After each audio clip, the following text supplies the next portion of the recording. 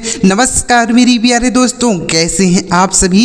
स्वागत करता हूं आप सभी प्यारे दोस्तों का आपके अपने YouTube चैनल सोचो स्मार्ट में। प्यारे दोस्तों, अंग्रेजी की एक नई और ज़बरदस्त वीडियो के साथ दोस्तों आज की इस वीडियो में आपको अंग्रेजी में एक बहुत ही बेहतरीन चीज़ आपको सिखाने जा रहा हूं। इसे सीखने के बाद आप कहेंगे सर इस वीडियो में मज़ा आ गया। तो वीडियो को पूरा एंड तक देखिएगा, बिल्कुल स्किप नहीं कीजिएगा, तभी आप यह सारी बातें समझ पाएंगे कि क्या चीज़ हम इस वीडियो में आपको सिखाएंगे। ठीक है, वीडियो पूरा जरूर देखिए और अगर आपको यह वीडियो पसंद आए दोस्तों तो लाइक ज़रूर करिएगा।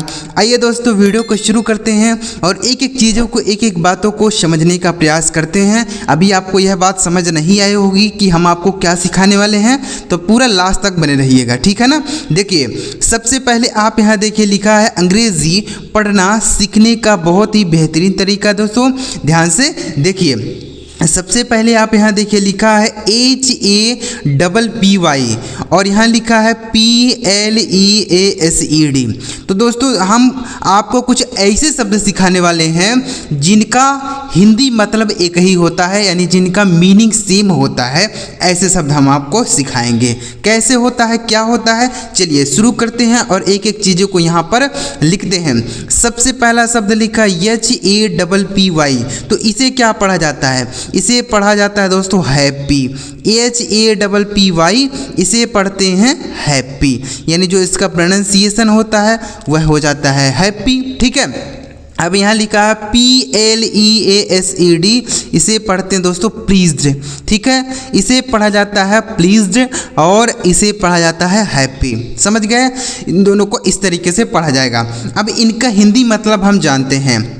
हैप्पी मतलब क्या होता है मेरे भाई, हैप्पी मतलब हो जाता है खुश और प्लीज्ड का मतलब भी हो जाता है खुश। दोनों का मीनिंग एक ही होता है। तो आप ऐसा नहीं है कि केवल एक ही शब्द अंग्रेजी बोलने के लिए यूज़ कर सकते हैं, नहीं, आप इन दोनों का प्रयोग कर सकते हैं किसी भी शब्द के लिए। जैसे अगर आपको खुश बोलना है तो आप हैप्पी का भी प्रयोग कर सकते हैं और प्लीज्ड का भी प्रयोग आप कर सकते हैं। ठीक है ना, याद रखिएगा। तो ऐसे ही हम आपको कुछ शब्द सिखाएंगे जिनका मीनिंग सेम होता है, एक ही होता है। तो आप एक बार कमेंट करके हमें बताइएगा कि आपको यह बात किसी ने सिखाई है कि नहीं सिखाई है। ठीक है ना, आगे देखते हैं। आगे लिखा है ACMALL और LITTLE, तो SMALL इसे पढ़ा जाएगा दोस्तों स्मॉल।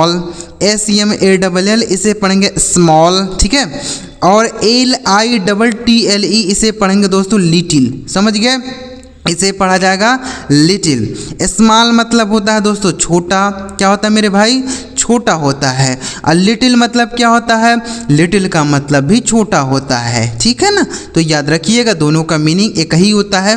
स्पेलिंग देखिए दोनों अलग अलग हैं और इनका उच्चारण भी अलग अलग तरीके से हो रहा है, लेकिन इनका मीनिंग क्या होता है, एक ही होता है। ठीक है, आगे अगला शब्द है HOTWARM, तो HOT इसे पढ़ेंगे दोस्तों हॉट। HOT इसे पढ़ा जाएगा हॉट और WARM इसे पढ़ेंगे वार्म। WARM इसे पढ़ेंगे वार्म। ठीक है, हॉट मतलब होता है दोस्तों गर्म। क्या हो जाता है मेरे दोस्त, गर्म होता है। अब आप समझ ही गए होंगे कि वार्म मतलब भी गर्म होता है। ठीक है, तो इन दोनों का मीनिंग एक ही होगा। हॉट मतलब भी गर्म हो जाएगा और वार्म मतलब भी गर्म हो जाता है। ठीक है, समझ गए। नेक्स्ट वर्ड देखिए लिखा है BIG और LARGE। देखिए BIG इसे पढ़ेंगे दोस्तों बिग, क्या पढ़ा जाएगा, बिग। और LARGE इसे पढ़ेंगे दोस्तों लार्ज। ठीक है, इसका उच्चारण हो जाएगा लार्ज। बिग मतलब क्या होता है मेरे दोस्त, बड़ा होता है। बिग मतलब बड़ा होता है और लार्ज मतलब भी बड़ा हम कहते हैं या लंबा भी कह सकते हैं। ठीक है, लार्ज, बिग मतलब बड़ा और लार्ज मतलब भी बड़ा हो जाता है। समझ गए। नेक्स्ट वर्ड है FAST, इसे पढ़ा जाता है दोस्तों फास्ट। दोस्तों ये सब बातें आपको कोई नहीं सिखाता है, सब यह सिखाते हैं कि यह शब्द याद कर लीजिए, ये चीज़ पढ़ लीजिए आपको अंग्रेजी आ जाएगा, लेकिन यह सब बातें आपको कोई नहीं सिखाता, कोई नहीं समझाता है, तो हम आपको सिखाएंगे। इसलिए आप हमारे चैनल के साथ ज़रूर बने रहिएगा। डेली आपको इस तरीके से बहुत सारी नई नई चीज़ें और सीखने और समझने को मिलेंगे, ठीक है। तो इसे पढ़ेंगे दोस्तों फास्ट। फास्ट का मतलब हो जाता है तेज, ठीक है। और यहाँ लिखा गया दोस्तों स्पीड, SPEED। इसे पढ़ेंगे दोस्तों स्पीड। स्पीड का मतलब भी होता है तेज, ठीक है। जैसे हम बोलते हैं ना कि वह तेज दौड़ रहा है, तो ही इज़ रनिंग फास्ट। और स्पीड मतलब क्या होता है, तेज होता है। जैसे बोलते हैं कि गाड़ी स्पीड चलाओ, मतलब तेज चलाओ, ठीक है। अगला शब्द है SAD। इसे पढ़ते हैं दोस्तों सैड। SAD इसे पढ़ा जाएगा सैड। UNHAPPY इसे पढ़ेंगे दोस्तों अनहैप्पी। क्या पढ़ेंगे मेरे दोस्त, अनहैप्पी, ठीक है। इसे पढ़ा जाएगा अनहैप्पी। सैड मतलब होता है दोस्तों दुखी, ठीक है। सैड मतलब दुखी होता है, और अनहैप्पी का मतलब भी दुखी हो जाता है। जैसे हैप्पी मतलब खुशी होता है, खुश होता है, उसी तरीके से अनहैप्पी का मतलब क्या हो जाएगा, दुखी हो जाएगा, ठीक है ना। याद रखिएगा, अनहैप्पी, सैड मतलब भी दुखी होता है, अनहैप्पी मतलब भी दुखी होता है। तो आप इन दोनों में से किसी भी शब्द का प्रयोग कर सकते हैं अपने डेली लाइफ में अंग्रेजी को बोलने के लिए और पढ़ने के लिए, ठीक है ना। याद रखिएगा, बहुत ही इंपॉर्टेंट चीज़ हम आपको सिखा रहे हैं दोस्तों। ये सब बातें आपको किसी भी चैनल पर सीखने और समझने को नहीं मिलेंगे, ठीक है।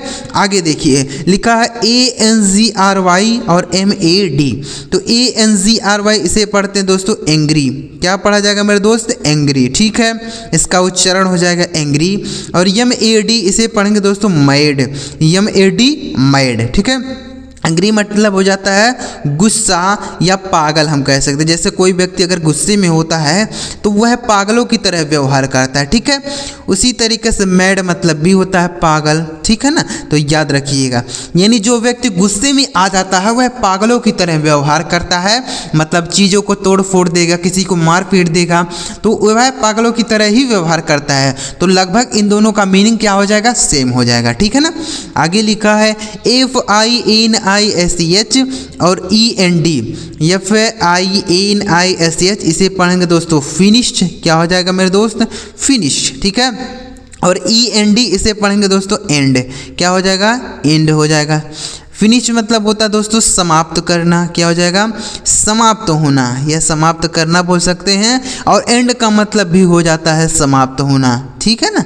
तो दोनों आप याद रखेंगे, एंड मतलब भी समाप्त हो जाना और फिनिश मतलब भी समाप्त हो जाना। नेक्स्ट वर्ड है HARD। इसे पढ़ेंगे दोस्तों हार्ड। HARD hard. और TOUGH इसे पढ़ेंगे टफ, ठीक है। हार्ड मतलब हो जाता है दोस्तों कठिन। हार्ड मतलब कठिन होता है, और टफ मतलब क्या हो जाता है, टफ का मीनिंग भी हो जाएगा कठिन। ये देखिए, इन दोनों का मीनिंग एक ही हो जाएगा। हार्ड मतलब भी कठिन और टफ मतलब भी होता है कठिन। समझ गए ना, समझ आ रहा है कि नहीं आ रहा है दोस्तों। अगर आपको दोस्तों मीनिंग्स नहीं याद होते हैं ना, तो आपको एक बेहतरीन सा तरीका समझाता हूँ जिससे आप बड़े आराम से अंग्रेजी की मीनिंग्स को याद कर सकते हैं। कैसे, अगर आपको मीनिंग्स नहीं याद होते हैं तो आप जो भी मीनिंग याद करना चाहते हैं उसको आप 2 बार 3 बार लिखिए, आपको देखेंगे कि खुद ही वह मीनिंग याद हो जाएगा। और ध्यान से सुनते रहिएगा, वीडियो को देखते रहिए और ध्यान से सुनते रहिए, आपको आसानी से सारे मीनिंग्स याद होंगे, ठीक है। नेक्स्ट वर्ड है EASY और SIMPLE। तो EASY इसे पढ़ेंगे दोस्तों इजी। क्या पढ़ा जाएगा मेरे दोस्त, इजी, ठीक है। इसे पढ़ा जाएगा इजी। और SIMPLE इसे पढ़ेंगे दोस्तों सिंपल, ठीक है। इसका उच्चारण हो जाएगा सिंपल। इजी मतलब हो जाता है दोस्तों आसान। क्या हो जाएगा मेरे दोस्त, आसान। और सिंपल मतलब क्या होता है, इसका मतलब भी आसान होता है, या साधारण भी कह सकते हैं, ठीक है। साधारण या सिंपल आसान हो जाएगा, ठीक है। नेक्स्ट वर्ड है POOR और NEEDY। तो POOR इसे पढ़ा जाता है दोस्तों पुअर। POOR poor. और NEEDY इसे पढ़ेंगे दोस्तों नीडी, ठीक है, नीडी। पुअर मतलब हो जाता है दोस्तों गरीब। क्या होता है, गरीब। और नीडी मतलब क्या होता है दोस्तों, हो सकते हैं ज़रूरतमंद होता है, ज़रूरतमंद है, ठीक है ना। तो इसे भी आप याद कर सकते हैं, यानी जो गरीब व्यक्ति होता है वही ज़रूरतमंद होता है, मतलब उसको ज़्यादा ज़रूरत होती है चीज़ों को, सामान को, ठीक है। आगे लिखा START, इसे पढ़ेंगे दोस्तों स्टार्ट, START इसे पढ़ा जाएगा स्टार्ट, और BEGIN इसे पढ़ेंगे दोस्तों बिगिन, ठीक है, बिगिन हो जाएगा।